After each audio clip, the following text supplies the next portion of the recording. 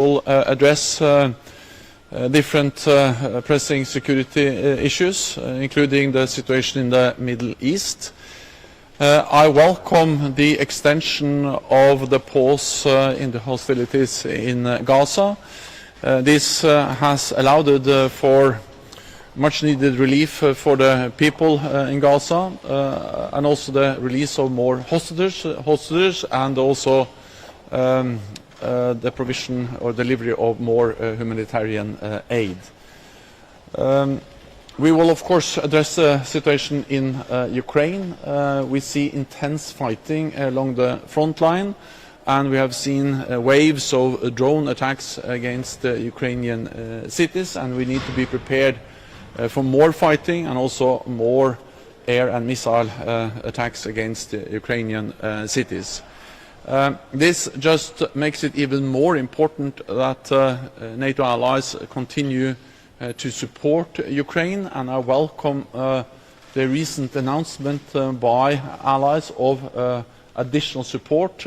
Germany announced 8 billion extra euros, the Netherlands 2 billion extra euros.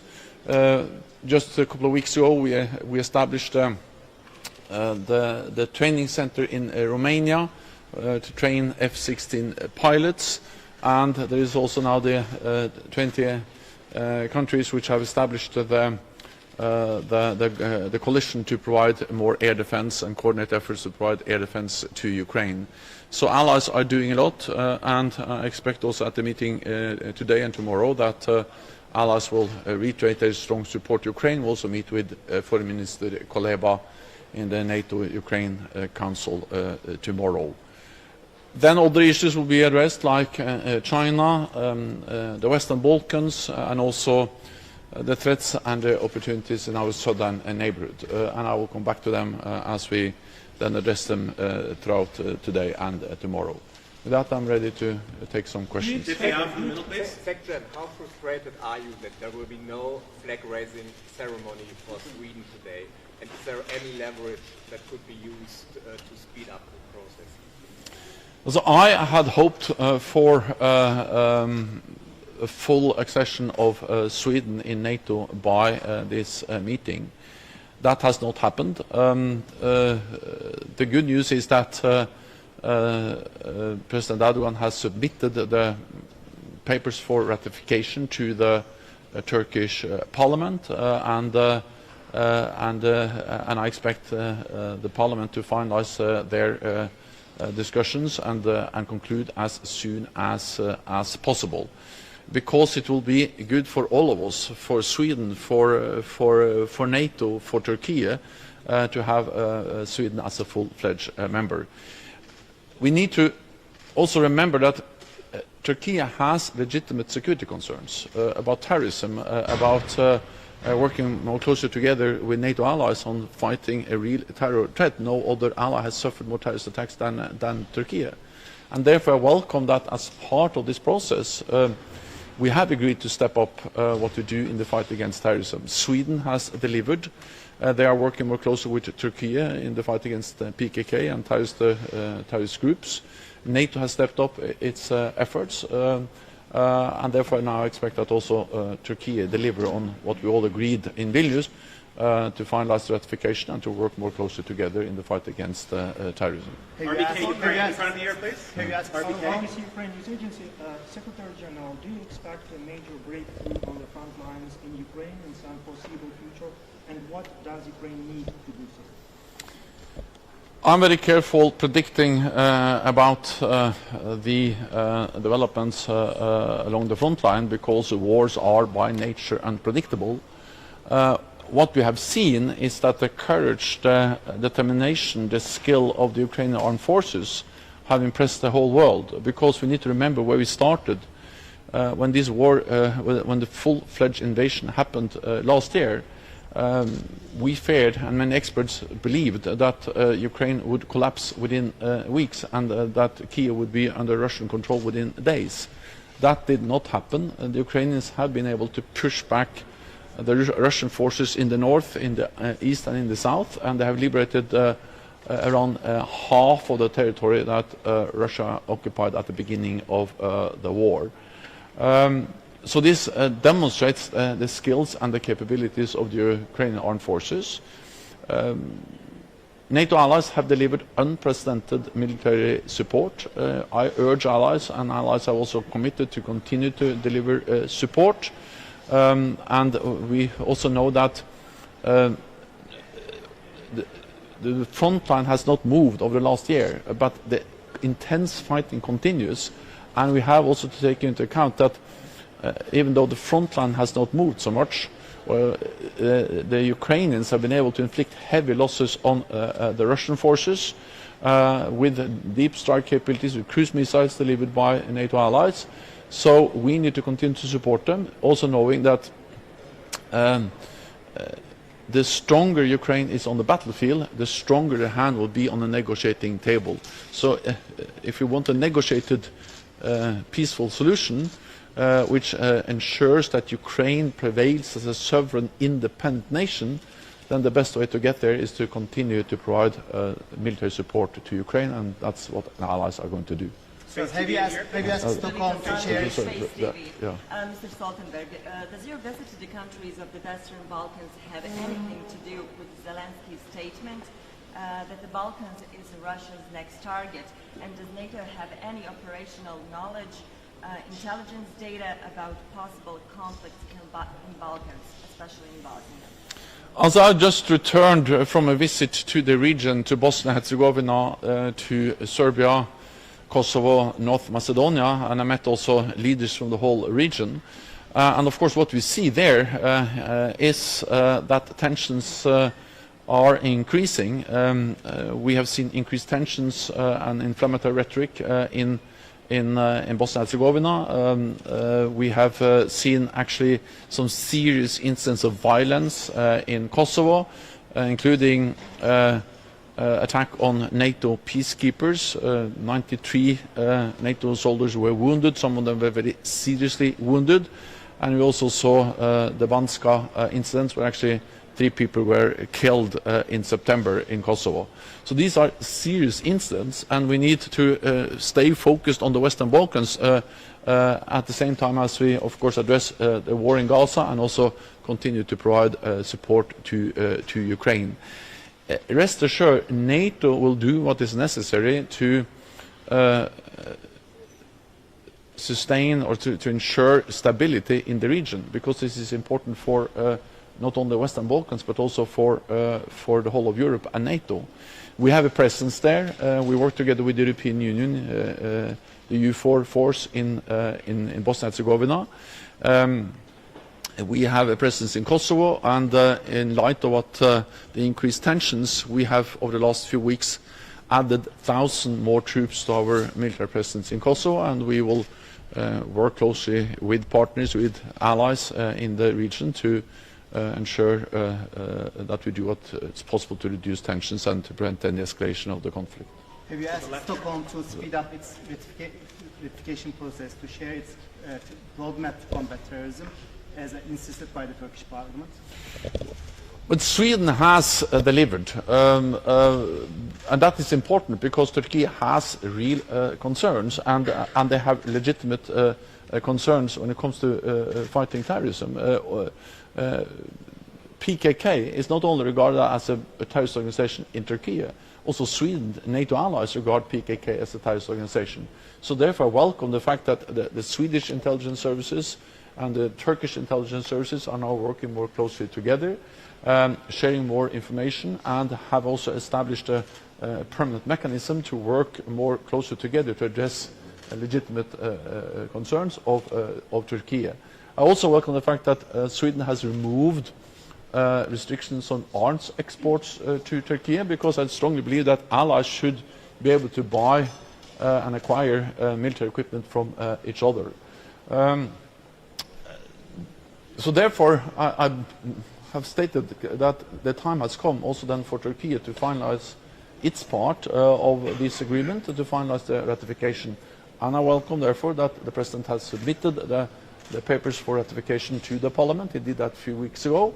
The Parliament in Turkey, the Grand National Assembly, has started the processing, the discussions, and I hope they can finalize that as soon as possible. Secretary General, on Ukraine, the EU has difficulties to keep their promise on the ammunition. The US, the aid is blocked in Congress, and also the latest drawdown package was one of the smallest ever. Aren't you, at the same time, Putin has shifted to war economy and they get weapons from North Korea and Iran. Do you think Ukraine has to think about a new strategy in order to prevail? It's our obligation to ensure that we provide Ukraine with the weapons they need, because it will be a tragedy for Ukrainians if President Putin wins, but it will also be dangerous for us, because then the message to all authoritarian leaders, not only in Moscow but also in Beijing, is that when they violate international law, when they invade another country, when they use force, they get what they want. So this is about the whole idea of a rules-based international order where territorial borders are respected. And therefore, NATO allies have provided unprecedented level of military support. This has really had an impact, made a difference on the battlefield, because the Ukrainians have been able to liberate around 50% of the territory that was occupied after a full-scale invasion. The challenge now is that we need to sustain this support.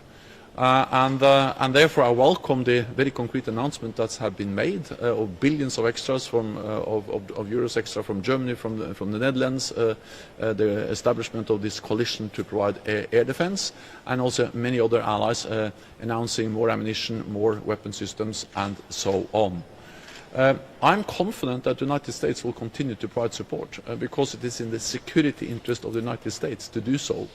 And it's also in line with what we have agreed. So this is all allies have stated again and again, the last time at our NATO summit with all the leaders present in Vilnius, that we will provide support to Ukraine, we will step up our support, and also NATO has agreed to help them also to modernize their armed forces to ensure full interoperability between the Ukrainian forces and the NATO forces.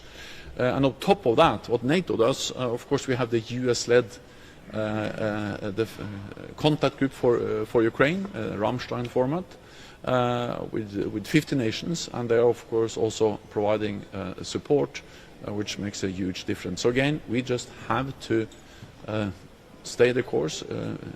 This is about also our security interests. Iranian militia has been attacked. Okay, thank you so much. Thank you. Thank you.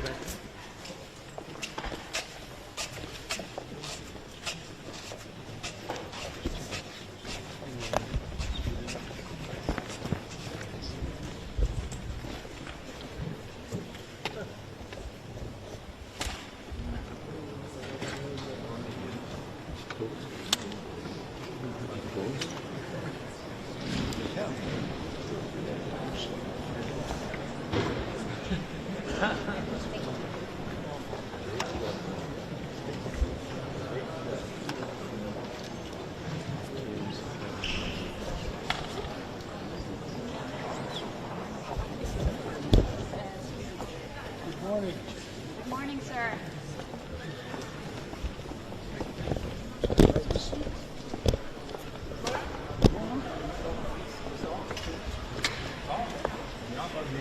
Ja, jag ser mycket fram emot dagens möte och självfallet också att träffa mina kollegor.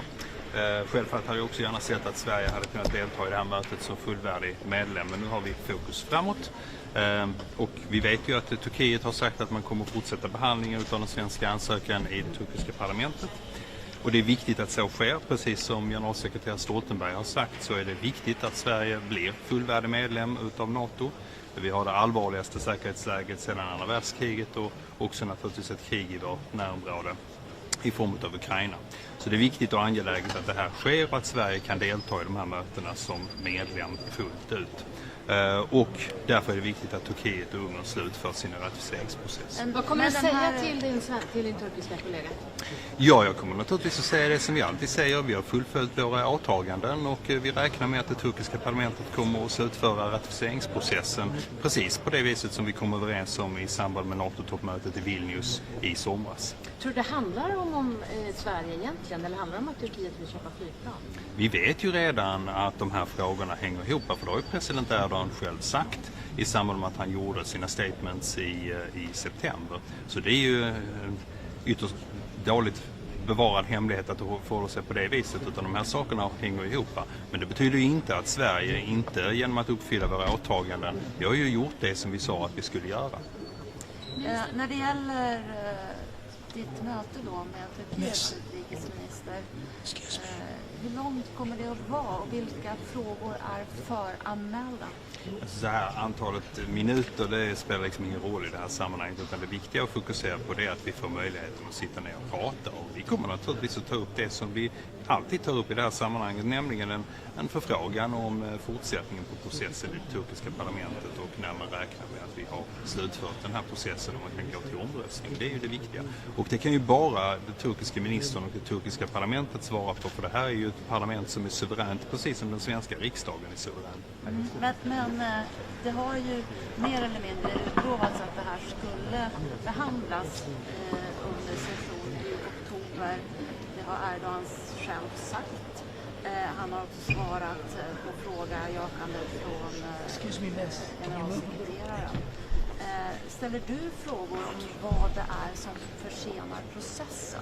Ställer du sådana aktiva frågor gentemot Turkiet? Ja, vi har ju naturligtvis en löpande dialog kring detta. Jag vill dock säga att det turkiska parlamentet gjorde det som vi kom överens om i Vilnius. Det vill säga att presidenten skickade över ratificeringsprotokollet till parlamentet och parlamentet tog upp det för behandling. Och vi räknar med att det här kommer att kunna slutföras också. Det finns ju ingenting kvar ifrån svensk vidkommande av de åtaganden som vi redan har fullföljt.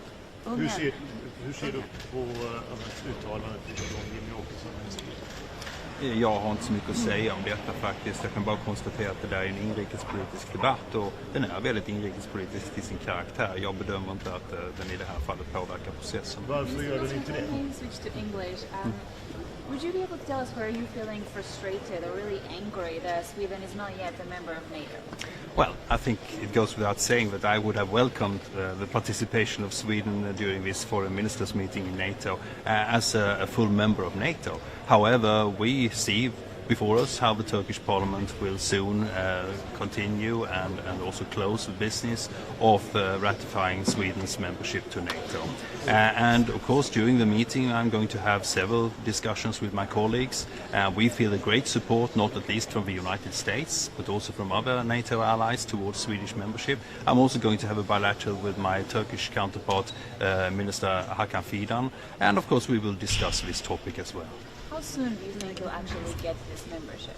I'm not going to speculate in any dates right now, and also... It's almost 2 years since you applied to join NATO.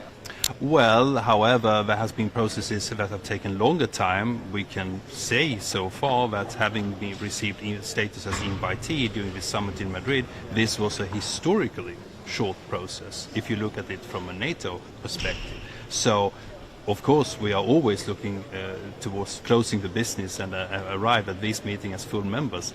But so far we see progress within the process, and that's good for us. Ja, vi kommer att träffa honom en bit in på eftermiddagen, det sagt. Jag tror det är runt 16-tiden. Kommer vi få någon slags rapportering hur mötet har gått? Allt sånt kan vi ta med annat. Okay. Vad kan Sverige göra för att snabba på processen med Ungern och Turkiet? Det är inte en fråga om att snabba på, utan i det här fallet har vi fullföljt våra åtaganden som vi gjorde i Madrid och det som bekräftades i Vilnius. För svensk vidkommande finns det ingenting kvar, utan vi noterar ju, precis som jag svarade tidigare i en fråga, att det naturligtvis finns andra processer som också äger rum. Vi vet ju till exempel att president Biden i samband med Vilnius-toppmötet talade om att han höll på att sätta samman ett, som han kallade för, konsortium mellan Turkiet och Grekland kring försäljningen av F-16-plan till Turkiet och F-35 till Grekland. De här sakerna spelar säkert roll för den tidsutdräkt som vi har bakom oss. Men nu räknar vi också med att man kommer att gå i mål och att vi kommer att få se ett slut på den här processen så att vi kan bli fullvärdiga medlemmar. Har Sverige några indikationer på när det kommer att behandlas i Ungern respektive Turkiet? Det turkiska parlamentet har ju redan processen igång. Vad gäller Ungern så vet vi att de har slutfört sin parlamentariska process och har egentligen bara slutomröstningen kvar. Och den kan de genomföra ganska kort varsel. Men har Sverige några indikationer på när det här kan ske? Jag har inga datum här och nu. nu naturligtvis. Det här är ju suveräna parlament som vi pratar om. Är du orolig över att när det gäller Ungern att saker som har med EU att göra, vad gäller pengar till Ukraina och sånt så att säga, att det spelar in i NATO? Jag har väldigt svårt att se de kopplingarna av den enkla anledningen att NATO-frågorna står ju på sina egna ben i det här sammanhanget. Och det här är ju en försvarsallians där det också finns andra länder som deltar som inte är EU-medlemmar, till exempel Turkiet. Så jag tycker det är viktigt att hålla de här sakerna isär och vi ser inga sådana indikationer. Ungerns president när hon var här för några veckor sedan sa att det kanske är bra med lite fler kontakter mellan svenska och ungerska politiker i det här för att få en lossning. Är det någonting som har skett? Vi har kontakter på flera olika nivåer hela tiden och man får inte glömma att Sverige och Ungern har väldigt välutvecklat samarbete på många områden. Vi har till exempel många svenska företag som är aktiva i Ungern och vi har dessutom Gripen-projektet som är ju ett militärtekniskt projekt gemensamt mellan våra stater. I det här fallet när det gäller NATO-ratificeringen så vet vi att den ungerska regeringen har tydligt uttalat sig positivt till förmån för att Sverige ska bli NATO-medlem och vi räknar därför att man kommer kunna slutföra den här processen med väldigt kort varsel den dagen då Ankara också säger att man kommer att göra det. För vi håller oss ju till det som premiärminister Viktor Orbán har sagt. Vi kommer inte vara sist i den här processen med att ratificera Sverige. Perfekt, då är vi klara. Det var. Nu får vi tag i dig, Anna.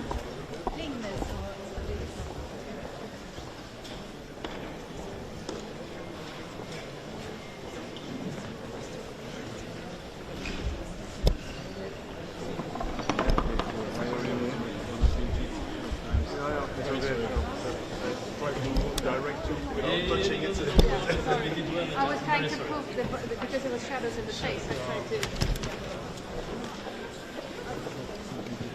No.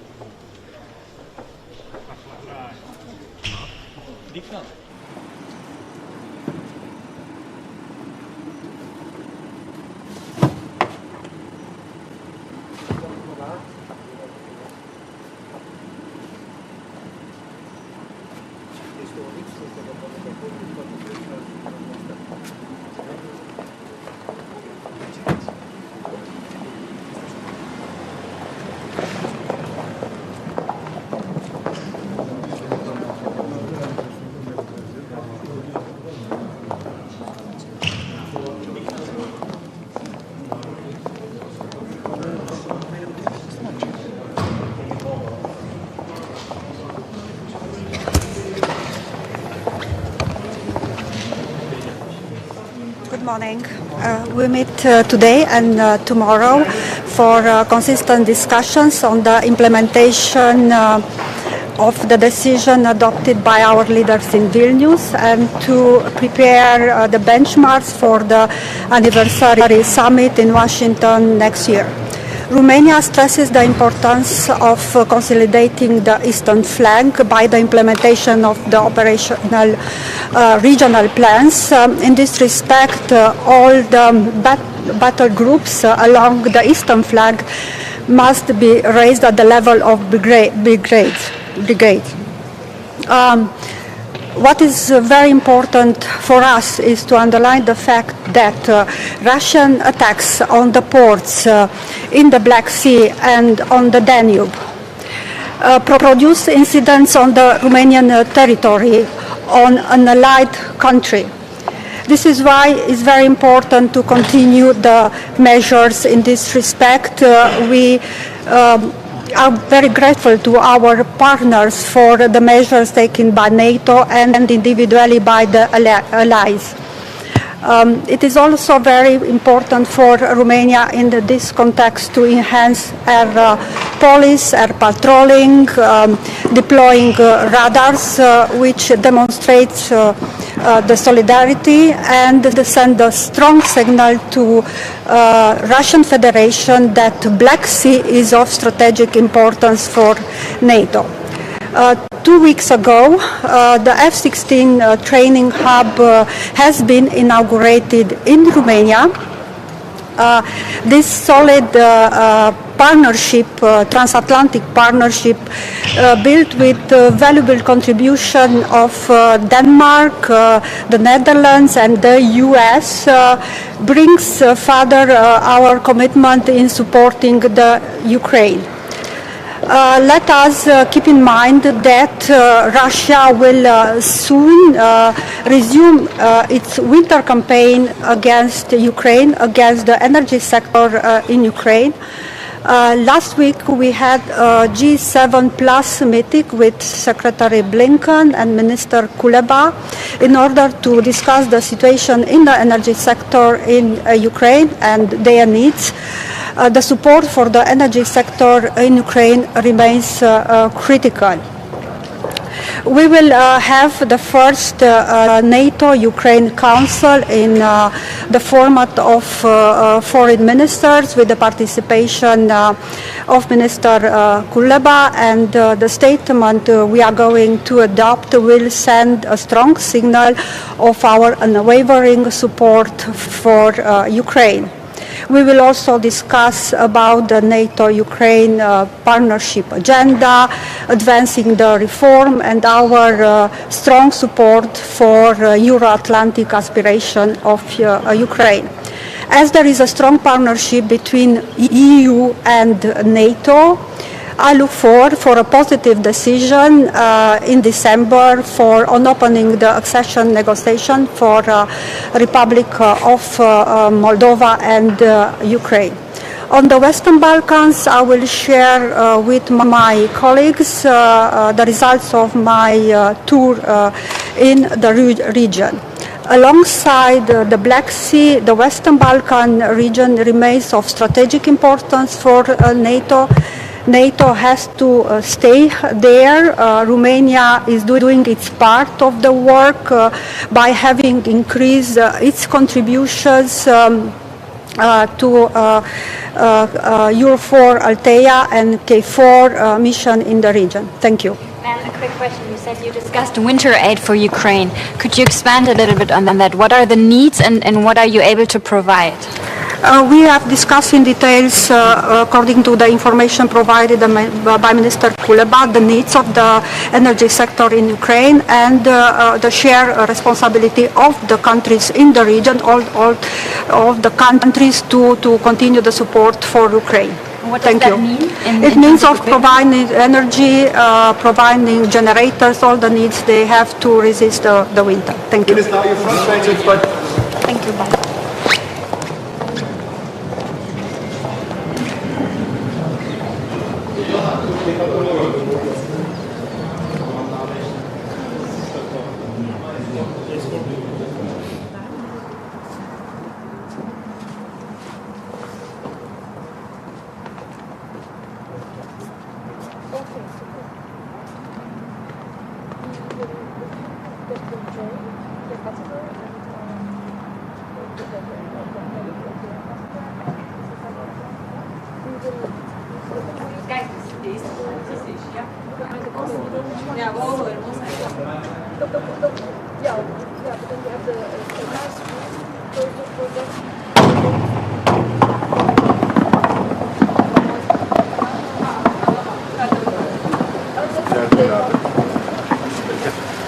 Gel kenara gel.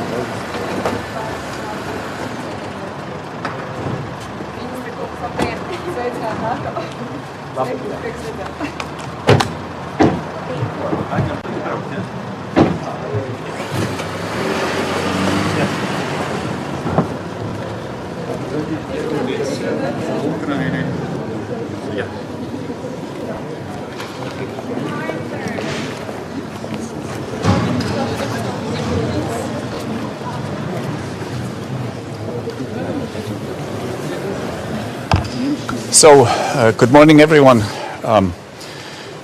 It's almost 2 years now since Russia has been waging a very brutal war in Ukraine, and this war has changed dramatically the security situation in Europe and indeed around the world. Now, we as NATO, we have a very important role to play in ensuring peace and stability in Europe, actually peace and stability in the world. And there are three things that we really need to focus on. So the first that we need to focus on is making sure we invest in our own security, that NATO members make and pass the 2% pledge. It's only through investing in ourselves that we can ensure the security of all allies. The second is we have to continue to support Ukraine in all ways. Ukraine is a free and independent nation which is fighting for its very survival against the Russian aggressor. It's in our direct interest to continue supporting Ukraine to make sure that Russia does not win this war, that Ukraine can win the war. We also have to stand by Ukraine, assisting it in moving towards NATO so that when the time is right, the conditions allow, Ukraine could, without hesitation, then become a NATO member state. And the third is on Russia, and the word is containment. We have to work on a 360-degree containment model. It took a while, for everyone to realize the very real and actual threat that Russia is.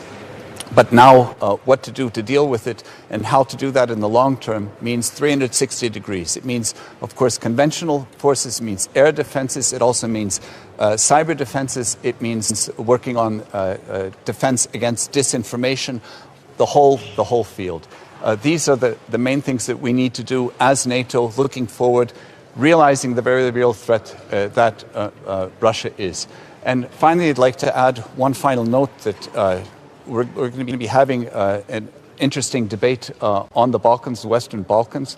It's very important for NATO to ensure peace and stability in the region. Also, my country, Latvia, is heavily invested. We are actively participating in the KFOR mission in Kosovo, with actually our largest contingent we've had outside of Latvia. So we've reaffirmed that commitment.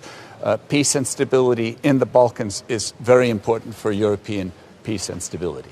Sorry, a quick question on Ukraine. Does Ukraine need to change its strategy? Because it seems like the Western partners are not able to resupply Ukraine as quickly as it's necessary. But even in Ukraine, talk about a stalemate. Well, first, I think it needs to be acknowledged that Ukraine has done one hell of a job. They have regained about half of the territory that they lost initially to Russia's invasion. Russia, which is 3-4 times larger in terms of manpower, in terms of the economy. Ukraine has withstood that, and the Ukrainian people, their heroism and their determination is something that I think those of us outside of Ukraine can only admire. It's also a question of our expectations. So if there was an expectation that maybe a counteroffensive would be lightning fast and happen overnight, that's clearly not the case. But when we look at the actual numbers, we see the Ukrainians inflicting damage on Russian equipment and personnel on a daily basis. Minister, are you disappointed that there will be no flag-raising ceremony for Sweden today? And in your view, is Turkey still a reliable NATO partner? In my view, Turkey is a reliable NATO partner. We're expecting the Turkish parliament to continue and complete the proceedings for the ratification, and we see no reason why this shouldn't happen in a short amount of time. But are you disappointed that there's no flag-raising ceremony today? As I said, for Latvia, it's very important that Sweden does become a NATO member state. That's very important for regional security around the Baltic Sea. And we have every indication that our Turkish friends and allies are going through the procedures. Another question on Ukraine. Now that Ukraine faces the second winter in this war, what are the needs? What is NATO or NATO allies able to provide in order to prevail this winter? Well, so there are a number of aspects. One is, of course, militarily, everyone is continuing there, but also, especially now, on the energy infrastructure. And, for example, we recently had a meeting. It was not within the NATO, it was in the G7 context, and country after country, including my own Latvia, making very concrete pledges and actually moving equipment, high voltage equipment, diesel generators, etc., to help the Ukrainians get through this winter with the expected onslaught and bombardment of its critical infrastructure that Russia is already underway in carrying out. Are there any lessons? General Secretary? The lessons learned is be prepared, and this year Ukraine, together with its allies, and friends is much better prepared. Minister, your colleague from Lithuania, Gabrielius Landsbergis, has recently voiced some concerns about the security of the Baltic states, and he said that in a few years, we don't know really when, but in a few years Russia might rise again and pose some threats to the Baltic states. So do you also see these concerns in Latvia, from Latvian perspective? Russia is a threat to the entire security of Europe, not specifically only in the Baltics or elsewhere. And what we in the Baltics, what we in Latvia are doing, we are investing in our own security. So we're going to be at 2.4% of GDP this year, going to 3% by 2027. We see our allies in the EFP, the forward presence in Latvia, beefing up their presence in personnel, in manpower, in capabilities. We are purchasing our own air defenses, coastal defenses, HIMARS systems. So we are investing heavily in our own defense, and the allies are doing this in parallel. And the key word is to be prepared. And defense and deterrence is the key. What we need in Europe is peace. But with Russia, the only way to ensure that peace is to be strong, to make sure that an attack or a movement towards any NATO country would never occur. That is the goal, and that is currently what we are building up. Everyone stresses that Ukraine already regained 50% of the territory that was occupied by Russia. And you also talked about what are our expectations. Is that a hint, because everyone stresses that, is that a hint to Ukraine that at some point they have to think about their expectations? No, absolutely not. It's simply an assessment of the actual situation. Ukraine was not able to create, how should we say, lightning counteroffensive because of lack of equipment, lack of weapons, which were not necessarily very quick in coming. And that allowed the Russian side to dig in and prepare their defensive positions, which simply means that the task is possible, but it's much more difficult than maybe some imagined early on. Do they need other weapons? The Ukrainians, it's very clear that they need the long-range missiles so that they can seriously impede Russia's logistic capabilities.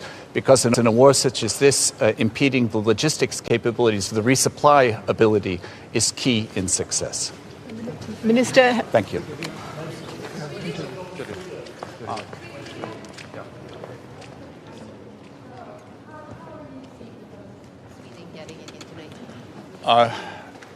I was present in Vilnius last summer, and I and all other colleagues were very pleased when President Erdogan announced that Turkey will be ratifying Sweden's accession bid. The Parliament came together in October, so now it's the end of November. It's in committee. We're expecting it to get out of committee and get to the big vote. So we're anticipating with pleasure and want to welcome Sweden as the 32nd NATO member state. Sweden will be present today, which is very important. And Sweden is, of course, involved in exercises, but it's important that the final ratification process does go through, and we're expecting this to happen. If Sweden joins, when Sweden joins, it's quite likely they will end up with the Nordic countries under American command, and that will leave the Baltic countries a bit alone. I don't think that's a fair assessment. NATO it has a political aspect and it has the military aspect. The military aspect and the defensive plans are drawn up by generals. And then this is what we approved also in Vilnius. So which areas under which command, all in the end is under SACEUR. And it's a question of how the military wants to operate its logistics and its chain of command. So I see no difficulty there whatsoever. Should the Nordic support you or Kaja Kallas as next General Secretary? Well, I think it's important to ask what should the next General Secretary have? What are the requirements of the job? And I think that there are a number of them. So one, NATO needs a proven consensus builder. We're going to have 32 countries. Keeping 32 countries together on any topic is a big challenge, and we need a consensus builder that can work with any and all allies to move everyone forward in the same direction.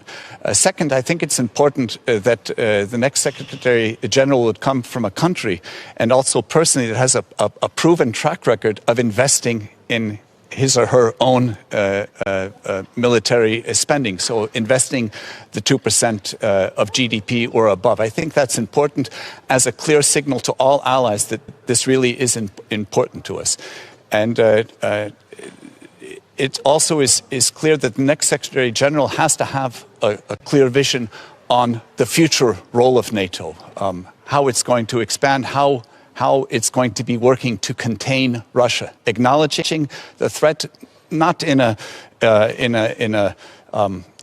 way that is raising panic, but simply acknowledging the very real threat that Russia is and working with allies to contain Russia. It is doable.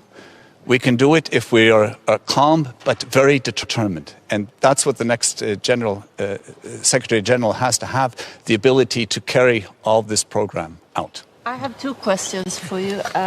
One is on Sweden. How will you speak to Mr. Hakan Fidan about the situation regarding the parliament not having ratified Sweden? Well, I think all of us are continually speaking with our Turkish friends and politely inquiring when will that vote take place. And we're being reassured that everything is in process. And we're actually seeing that the movement is there. So I can only say that Latvia is anticipating Sweden's final ratification and accession as the 32nd NATO member state. How do you interpret what's going on in northern Finland and in other borders where Russia is sending asylum seekers, obviously? Well, in Latvia, Lithuania, and Poland, for more than 2 years, we have been facing a hybrid threat from Belarus, where the Belarusian authorities are encouraging third country nationals to illegally attempt crossing into the European Union. And we're simply seeing that situation is now extending from Finland, also in Estonia. So you could say the entire Russian-Belarusian border now is a potential hybrid threat. We are all very closely coordinated. We are speaking with each other on a political level on a daily basis, and importantly, on the border patrol on a daily basis. It simply is a threat that in Latvia, Lithuania, and Poland we've been living with for 2 years, and we have certain expertise. Now, unfortunately, Finland and Estonia are joining, and it looks like a concentrated and coordinated effort backed by Russia. But what is the purpose? The purpose is to create instability. Actually, from Russia's point of view, it's a low-cost way of potentially causing problems. It doesn't require the army. It doesn't require any large investments. It simply requires allowing people through, or perhaps even organizing people to move through. We've seen that on our border for more than 2 years now, and we're seeing it begin in Finland and Estonia. But the important counter message is that those of us on the NATO side are united and coordinated. And we will be able to maintain NATO's outer border regardless of what Russia does or does not do. What's your advice to today that we will not have a welcoming ceremony for Sweden today here as a new member state? How disappointed? Well, I can only say that as the foreign minister of Latvia, my country is anticipating very much this final ratification procedure in Turkey and in Hungary. And we are hoping that it will be completed as soon as possible. Minister, all the qualities, the chances for a military champion, For the movement of the troops across Europe more easily without bureaucracy. NATO troops moving from country to country without serious issues. Yes, well, this has already been addressed. It is being addressed. It is not yet fully solved, but we need to solve it, of course, to have that. Coordination, this is very crucial for coordination. Agreed. Agreed. Thank you.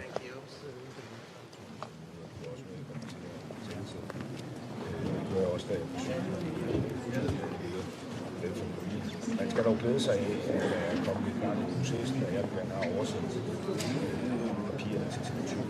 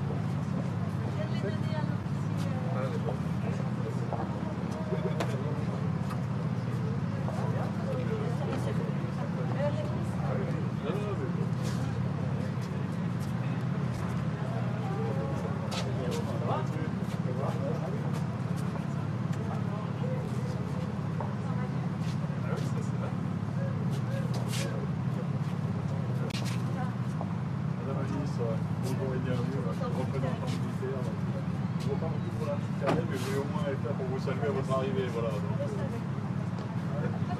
j'aimerais bien vous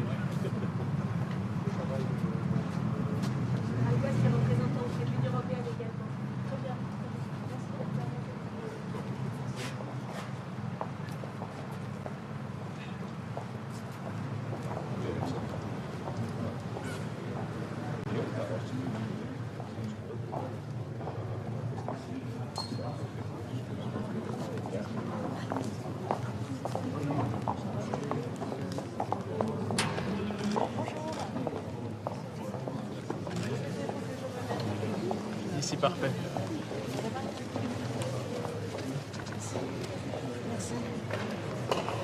Bonjour à toutes et à tous. Quelques mots sur cette ministérielle. Bien sûr, nous sommes d'abord réunis pour traiter de l'Ukraine. L'Ukraine qui s'apprête à passer un nouvel hiver difficile et chacun a vu le cynisme avec lequel la Russie a marqué une reprise forte des frappes sur Kiev, la plus importante en réalité depuis le début de la guerre, et ceci au moment même des commémorations de Holodomor. C'est une triste illustration de sa mentalité et de son comportement. Donc nous marquerons, nous réaffirmerons notre soutien à l'Ukraine, un soutien qui doit s'exercer dans la durée. Évidemment, vous vous souvenez, étant à l'OTAN, que lors du dernier sommet, nous avons, en G7 et aussi en entraînant quelques autres pays, décidé de prendre des engagements de sécurité pour soutenir l'Ukraine, marquer ce soutien dans la durée.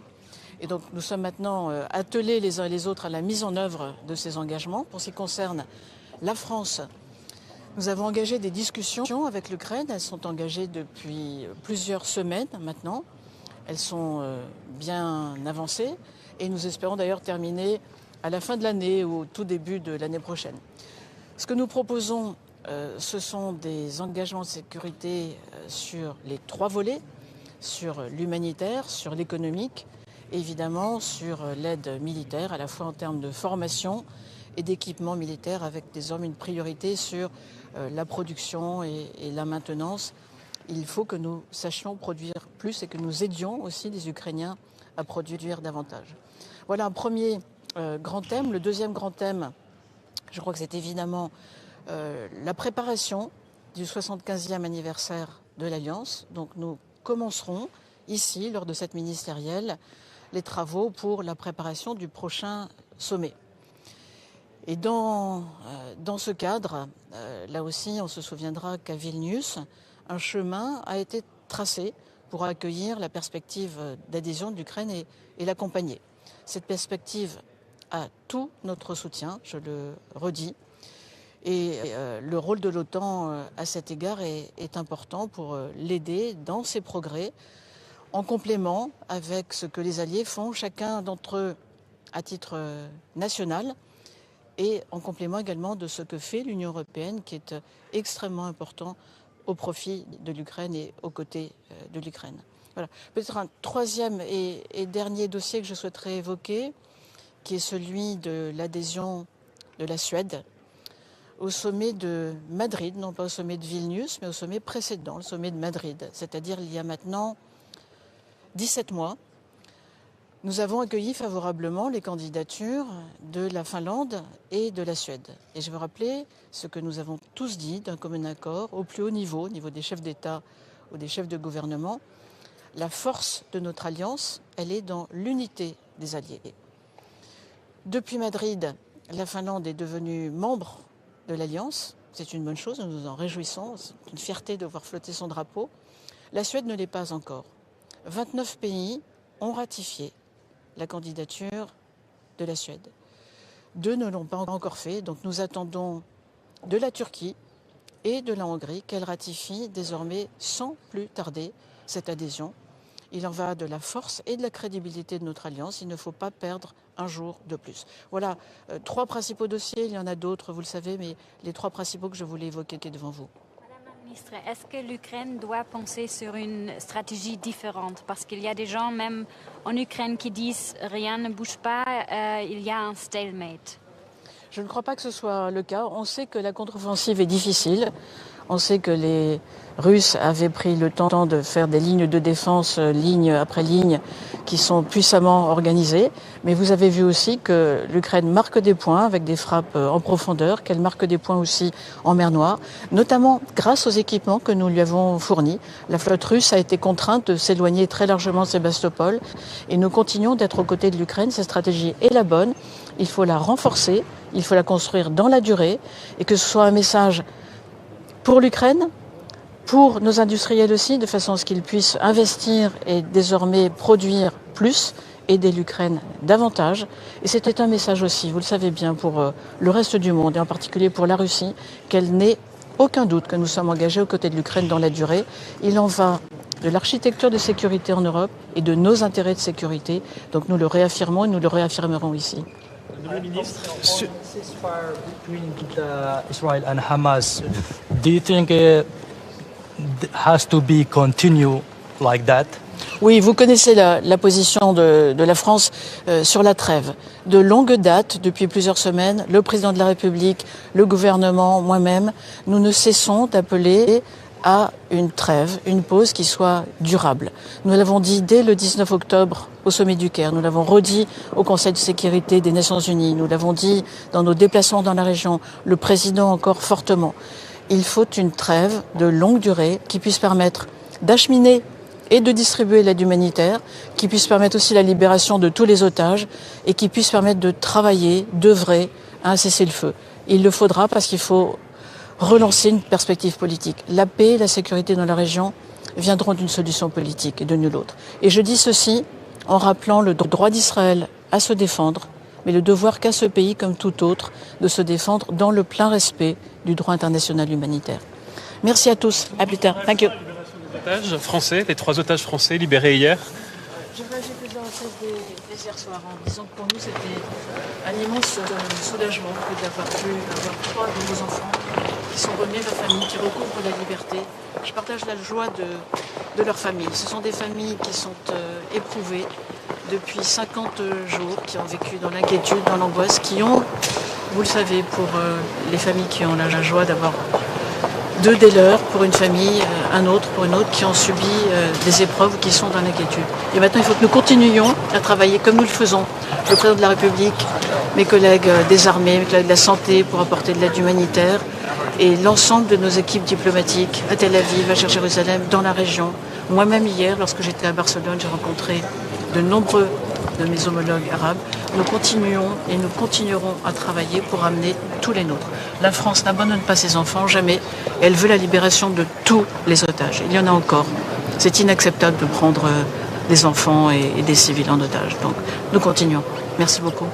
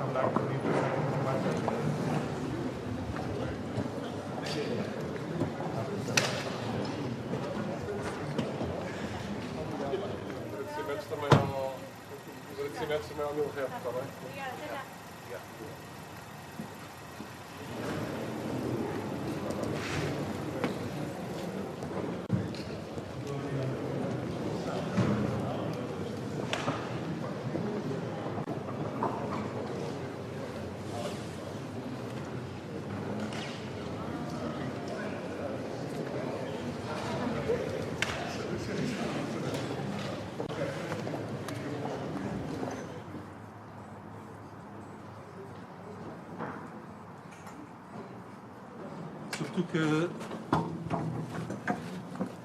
If there is a delegation, we can disturb people.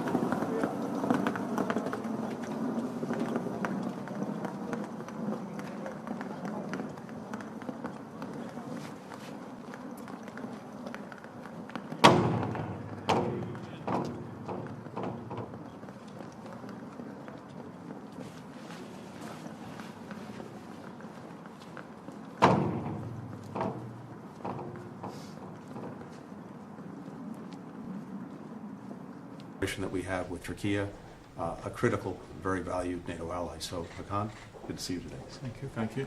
Good morning, all. As Tony said, we are here today to attend a NATO ministerial meeting. and we have very important subjects on our plate.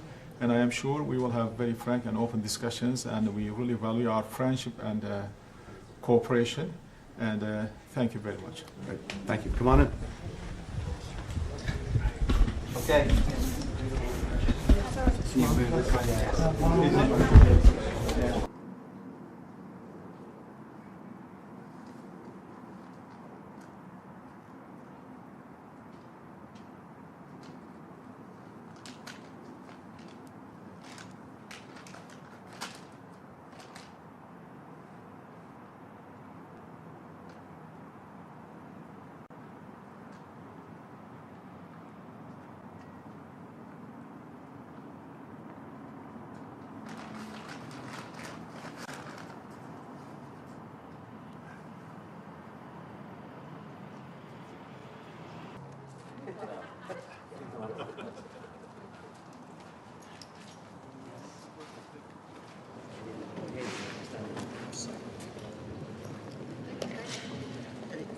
Tämä siinä molemmat kansainvälinen media ja jo englanniksi.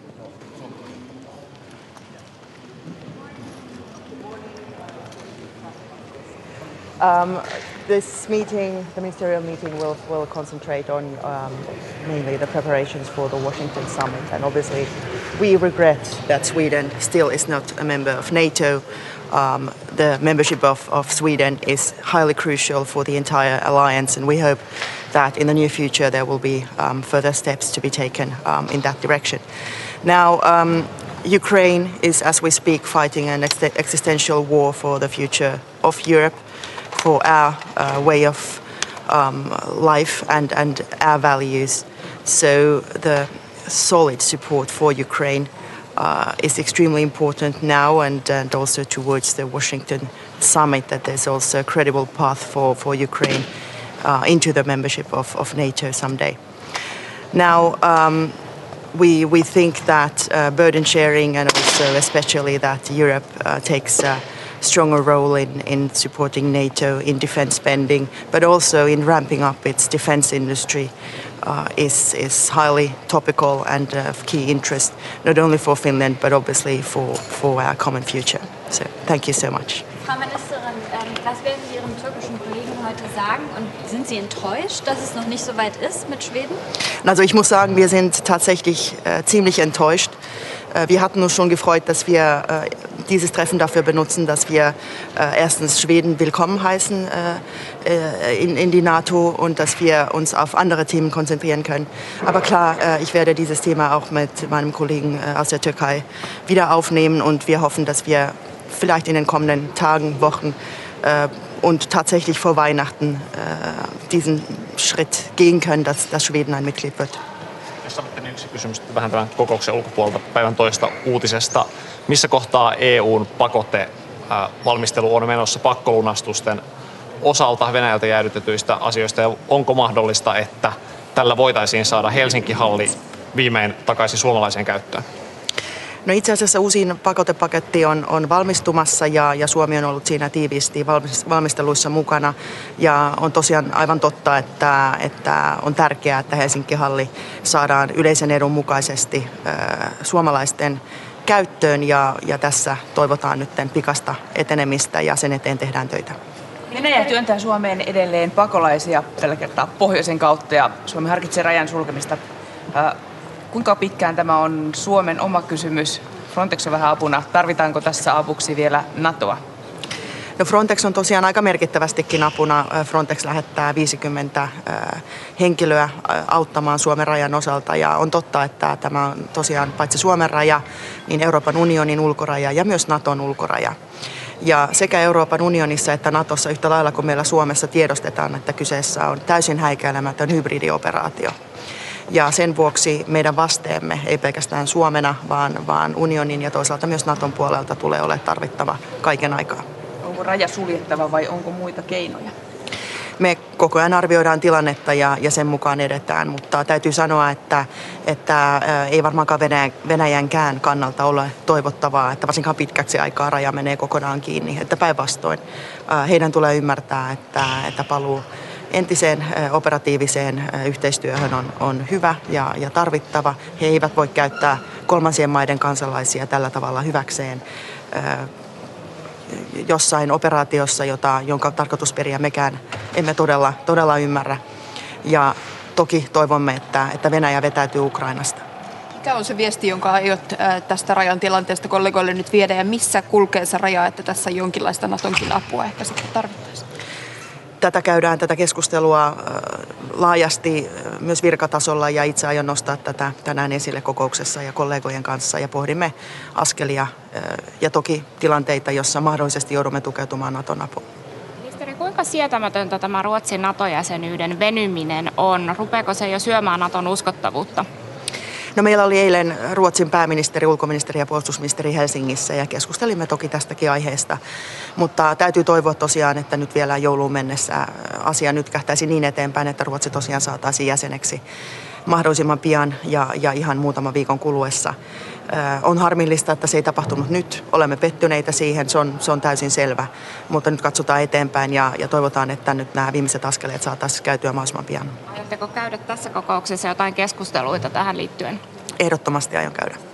Frau Ministerin, noch mal kurz eine Frage zu Schweden. Sie haben gerade gesagt, Sie sind sehr enttäuscht. Inwiefern würde der Beitritt Schweden auch die finnische Sicherheit verbessern? Würden Sie sich sicherer fühlen? Könnten Sie es noch mal so ein bisschen erklären? Also tatsächlich ist es so, dass Schweden für uns nicht nur also auf sozialer, politischer Menschenebene sehr nah ist. Das sind unsere Brüder und Schwestern. Aber tatsächlich für die gesamte Sicherheit und die Verteidigung im Ostseeraum ist es einfach nur unentbehrlich, dass Schweden Mitglied NATOs wird. Und wie bereits erwähnt, ist es nicht nur für die Sicherheit in unserer Region wichtig, sondern für das gesamte Bündnis, weil Schweden selbstverständlich auch sehr wichtige Kapazitäten mitbringt, die uns allen zunutze kommen. Setzt die Türkei hier die Glaubwürdigkeit und das Vertrauen, das man in die NATO hat, aufs Spiel?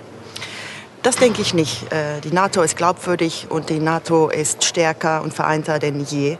Und wir hoffen, dass wir diesen Schritt so schnell wie möglich gehen können. Ukraina valmistautuu toiseen sotatalveen ja rintama on jämähtänyt paikalleen. Onko muita vaihtoehtoja kuin käydä sotaa loppuun asti? Miten sota saadaan päättymään?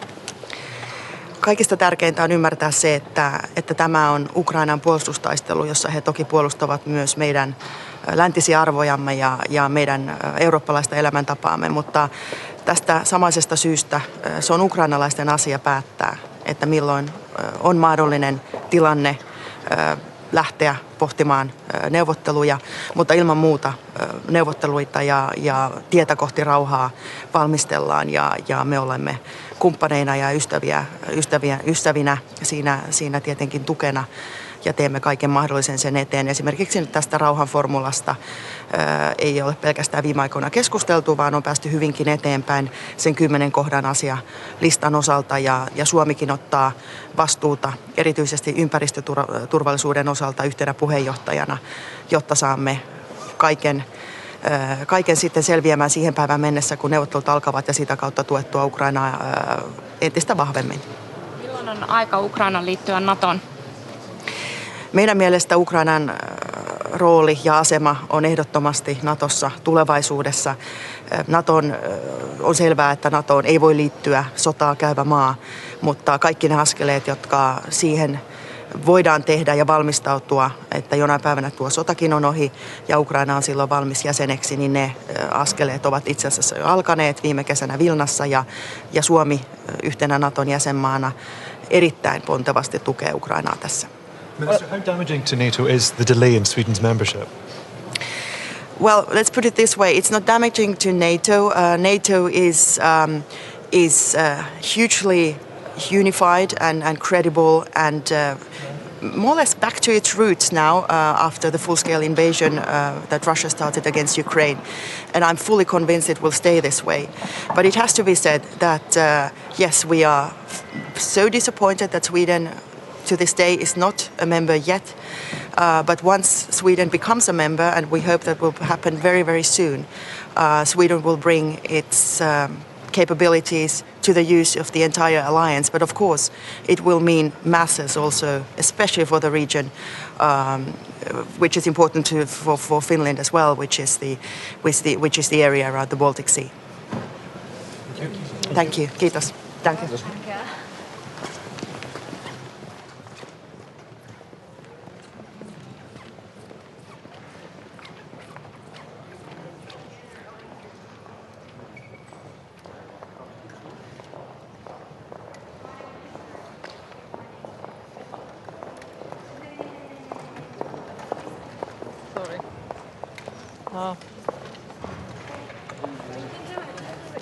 Well, after I will switch in Bulgarian. Well, good morning, everyone. First of all, important meeting ahead of us with an agenda where I see two key words, coordination and anticipation. So I think that today it's more than ever important to continue to support Ukraine as long as it takes, but at the same time really to be proactive and to define together what are the next steps in order not to create expectations that we will be not able to fulfill. Of course, very important question on the agenda is the Western Balkans. I must say that the security in Western Balkans is part of our security, so we need definitely here to discuss together how to tackle some of the disinformation campaigns, but at the same time to see together with our partners how we can contribute to have a normalization process in order definitely again to see the stability and positive perspective ahead of the region. Of course, we'll all prepare the next summit in Washington as concrete as we should be. That will be maybe the best that we can do today, and I very much hope that today's discussion will be constructive and will give a clear perspective not only for Ukraine, not only for the other members that we all expect, like Sweden, but really together to say that NATO and European Union, we are the guarantee of the security for all our citizens. Thank you. What do you mean by when you say worried about creating expectations? What did you mean by when you said you're worried about creating expectations? Well, you know that during the Vilnius summit there was the expectation for the membership, and I think that for us it was important to create this council, Ukraine and NATO, in order to show that we are equal partners and we have to discuss. And that's why this meeting is important today, because that will be the first one in order to define how together we can accelerate the process, but at the same time really to be here and to follow not only the question of the membership, but the reforms in Ukraine, the preparedness, how together we can modernize our armies in order to be ready for the challenges of tomorrow. When do you think Ukraine will be ready to join NATO? When would you like to see that happen? Well, I think that there is only one condition that we would like to wish and to have in order to have them as member of the Union. That means the end of the war. Why did Bulgaria open their airspace for the plane of Mr. Lavrov? Well, actually, the decision is to open the airspace for the Russian delegation that need to join Skopje, because you know how important is this meeting in Skopje in order to preserve OSCE, and we allowed this flight, but for us it was important before to check the list with the people, and as you already can see in our decision, there is no people that are in the sanction list and that are included in the delegation. So, thank you. Госпожо министър, може ли и на български? Чакайте само. Да, елате. Извинявам се. Не на сянка. Елате малко по-насам. Малко по-насам. Това заради светлината. Да, не. Да, така. Ако може така, да. Добре. Обаче, какви теми ще обсъждате днес? Три важни теми в днешното заседание. Разбира се, най-напред подготовката за следващата среща на върха в Вашингтон през 2024 година. Аз искам да кажа, че следващата година се навършват 75 години от създаването на НАТО и 20 години откакто България е член. Така че за мен ще бъде много важно в центъра да поставим две ключови думи – координация и изпреварващи действия. Да направим така, че да не създаваме очаквания, които не можем да изпълним, а напротив всички заедно да имаме ясна представа за колко широко обхватни са предизвикателствата в областта на сигурността. Радвам се, че ще имаме възможност да говорим за Западните Балкани. Знаете, че България е не само заинтересована от това да има стабилност в Западните Балкани, но и допринася със своя опит тази стабилност да бъде дълготрайна. Затова смятам, че е много силно послание, че заедно с върховния представител и външните министри на НАТО ще можем да погледнем теми като борбата с дезинформацията, нормализиране на процеса Белград, Прищина, но разбира се всички да си дадем ясна равносметка, че стабилността на Западните Балкани означава стабилност за Европа. Радвам се, че ще имаме възможност още веднъж всички, вярвам много ясно, да изразим подкрепата си за Украйна. Самия факт, че след срещата в Вилнюс за първи път съвета НАТО Украйна се събира, означава, че този формат има много ключова роля и той наистина е да очертае следващите стъпки, защото когато ще си говорим за членството на Украйна в НАТО, България подкрепя, за нас е също толкова важно заедно като партньори да проследим страната в реформите, които тя прави, за това да бъде чисто и просто добре подготвена и за бъдещи кризи и да отговори на изискванията, които са изисквания на НАТО.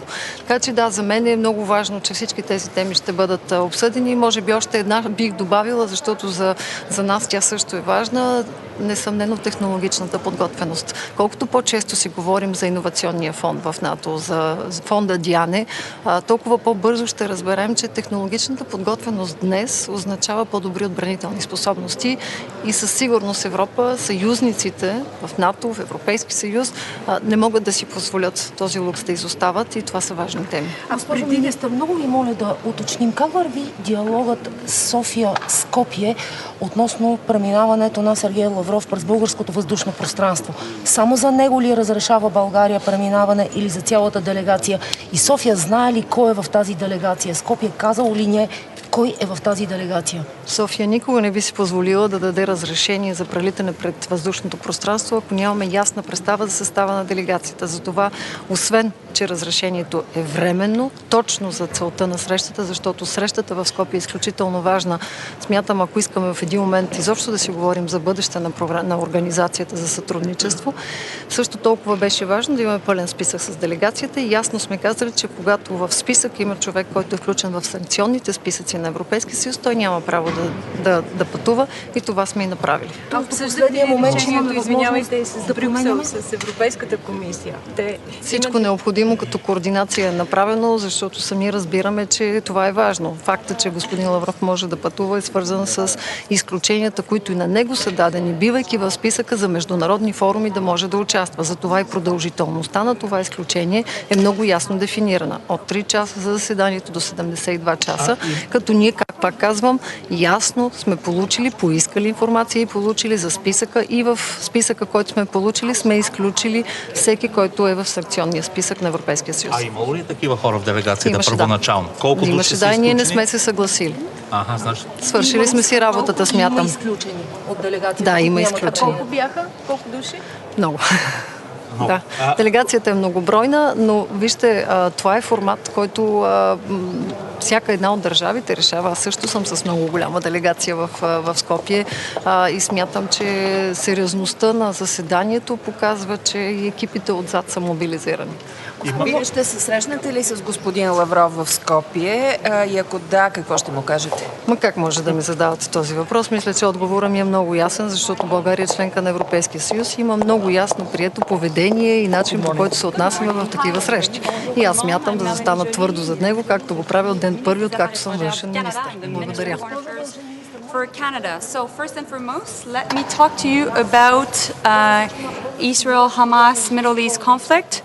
First and foremost, Canada welcomes the extension of the truce. We were all relieved seeing hostages being released and of course humanitarian aid going into Gaza. We hope that there can be another extension of the truce because we need to see all hostages being released. We need to make sure that there is more humanitarian aid going into Gaza, and we need to see all foreign nationals being released because Canada still has Canadians that are remaining in Gaza and would love to be able to get out of Gaza. I would like to thank, of course, Qatar, Egypt, and the US who have been playing an important role. And we hope that the extension of the truce will help to bring a lasting peace to the Middle East, which can be only achieved through a two-state solution.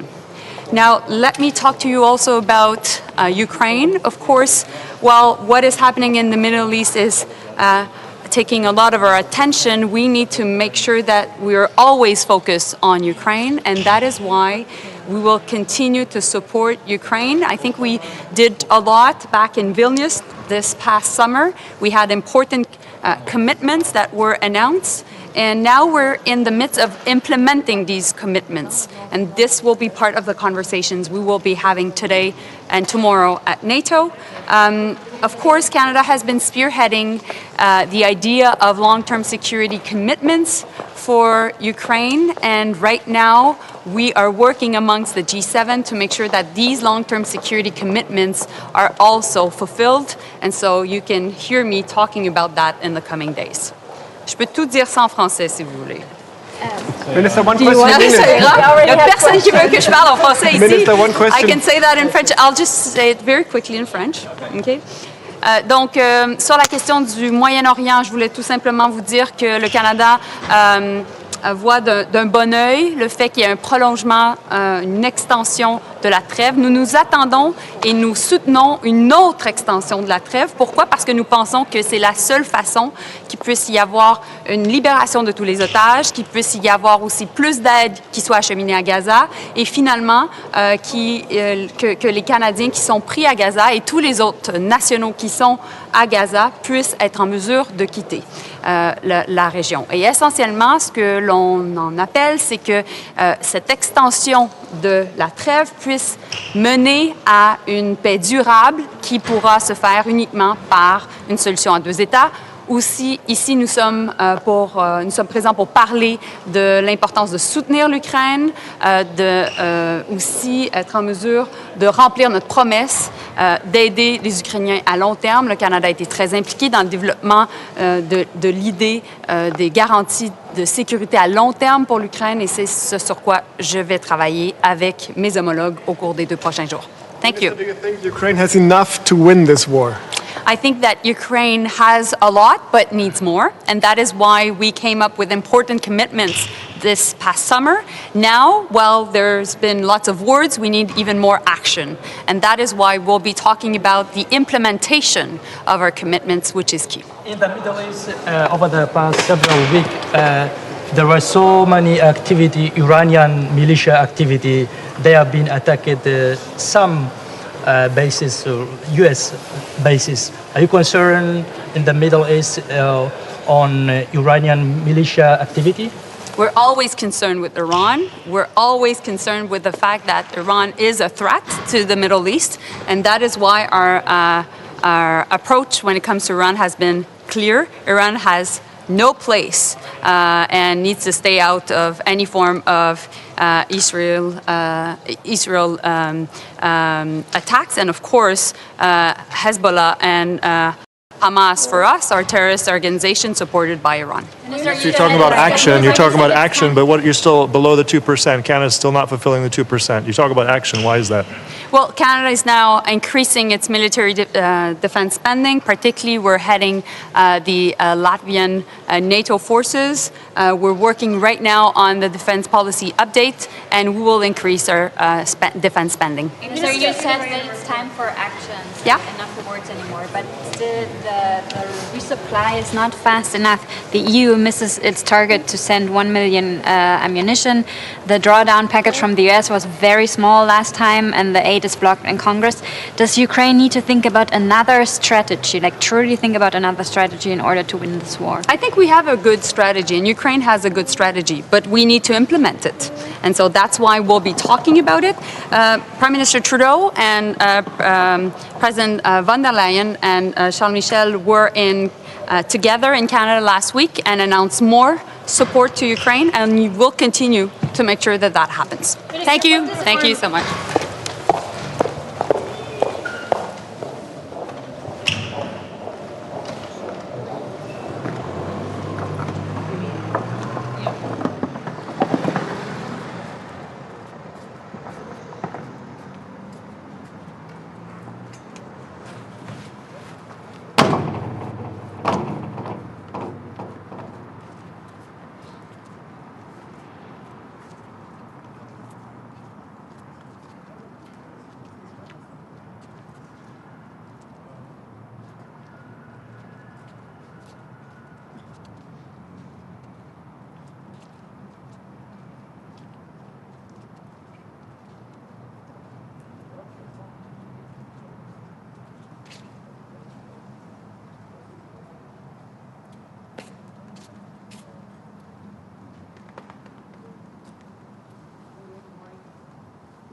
Hello.